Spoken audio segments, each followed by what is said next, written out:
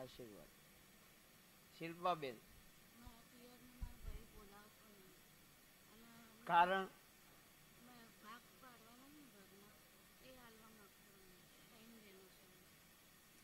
ખોટું ના લગાડતી બેન. એક વાત કહું, સારું લાગે તો જય માતાજી, ખોટું લાગે તો ગાળો દેજો. રબારી સમાજ સિવાય ઘણા બધા સમાજોમાં એવું હોય કે દીકરી ભાગ ના માગ, તો એનું કારણ કોક તો છે ને ભાગ ના માગવાનું. દીકરી ભાગ ના માગે એના માટે વડીલોએ વ્યવસ્થા ગોઠવેલી. કઈ વ્યવસ્થા? દીકરીના જીયારું કરવું, દીકરીના દીકરીના વિવાહ હોય એટલે વરવાગા હોય, મમેરું હોય, એ દાડ ભાઈના જોડે પૈસા હોય કે ના હોય, ભાઈ લઈને આવો. હવે અત્યારે નવો નિયમ આવ્યો, દીકરીએ ભાગ માગ તો બાપને દેવું કર્યું હોય તો એમાં દીકરી ભાગ ના માગ? એવો કોઈ દાખલો હજુ મેં નહીં સાંભળ્યો કે મારા બાપને દેવું કર્યું તો મારો ભાગ. કોઈ ના આવે યાર.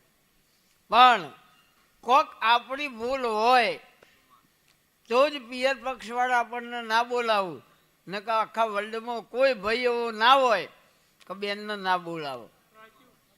કારણ કે હિન્દુ ધર્મની સંસ્કૃતિ એ હ ગાય કૂતરું કુવાસિયા તૈના ના હચવાય ને હિન્દુ જ ના કહેવાય. એટલે મારા મગજમાં વાત બેસતી નથી. હવે બેન કોક તારી ભૂલ છે નક્કી, ભલે તું કબૂલ કર કે ના કરું.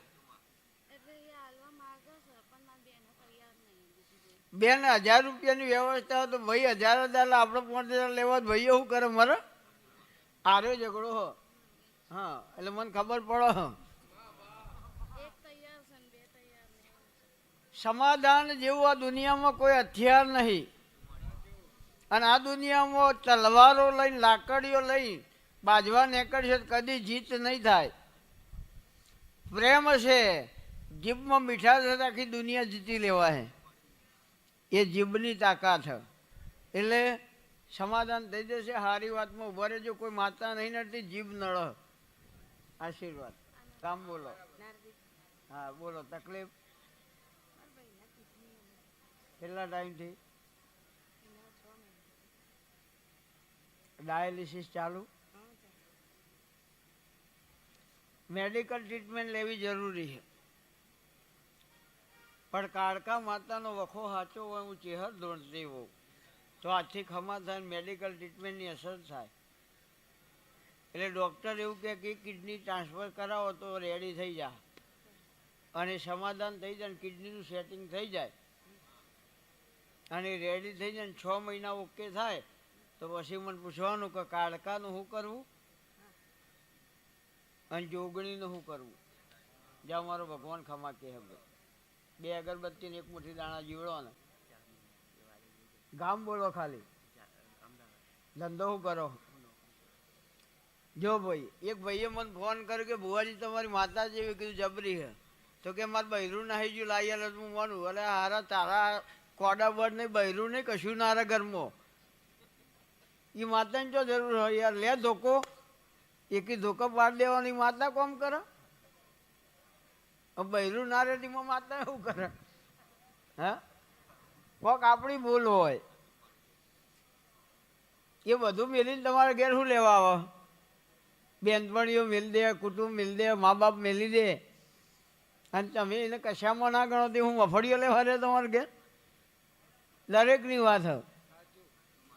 એટલે એ બધું છોડીને આવ્યું હોય ને તમે એને સમજી ના શકો તો સંસારમાં કોઈ દર ભલીવાર નહીં આવે. કે તો એ ટાઈમ થાય પિક્ચર જોવા લઈ જવો પડે, વેકેશન આવે ફરવા લઈ જવો પડે. હા, આ બધું તમારું. દીકરો હોય કે દીકરી હોય તો કે કનું? શૈલેષભાઈ પટેલનું. આ તારા બેનનો કોઈ લેવા દેવા જ નહીં. મિલકત કાની કે શૈલેષભાઈની, ખેતર કાનું કે શૈલેષભાઈનું. તો આખી જિંદગી મજૂરી તારાએ કરી, તારા તો નોમ જ નહીં. હા, લગ્ન ના થયો હોય ને તો સુધી આ ભાઈઓ એવું કહેતા હોય ખાલી તું અવાજ કર તું કઈ કરી દે, તું કઈ ને તો તારા તોડી લાય. અને પછી મેઠાને થેલી લાવતા નહીં, એના ઝઘડા થઈ કે હમણાં જ લાયા તા ને થયેલી. એટલે વાતો કરવી અલગ હ અને હકીકત જીવન અલગ હ. વાતો તો દુનિયા કરી લે હે યાર, પણ જ્યારે અપનાવવાનું થાય ને ત્યારે ખબર પડે કે શું થાય. કોઈ દાડો ગામડે માતા નિવેદ કરવા ગયા ભાઈ? હું ના પાડું. અરે હું તો કહું હોનાનું થતું હોય કે બોકડો ચડતો હોય, પણ નિવેદ નિવેદ. મારા ઘેર તો હું કરું છું, તમારી જ વાત હોય ને યાર. સાસરી તારું ગામ ના કહેવાય યાર, ગામ ગામ કહેવાય, હાહરું હાહરું કહેવાય. હાહરીમાં જાય ને દરેકને હાહરું મોન આલ. આવો કુમાર ખબર કે વાવાઝોડું હારે લઈ જાય, આપણે છૂટી ગયા. એમાં લાડ કર્યું પણ આપણને ખબર નહીં પડી કેમ લાડ કર્યું, કે અમારું બધું દુઃખ લઈ ગયા. બે દાડા સાચવવાનું, બાકી આખી જિંદગી એને સાચવવાના. આનંદ કરો ભાઈ. ચાર દેવ કયા પૂજો?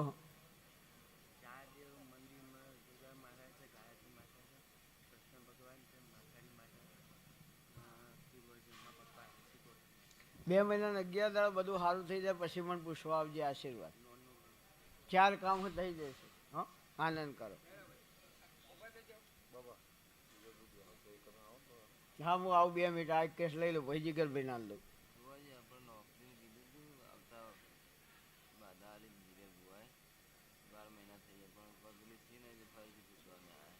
બે મહિના 11 દાડા નોકરી મળી જાય પછી સદી માતા કે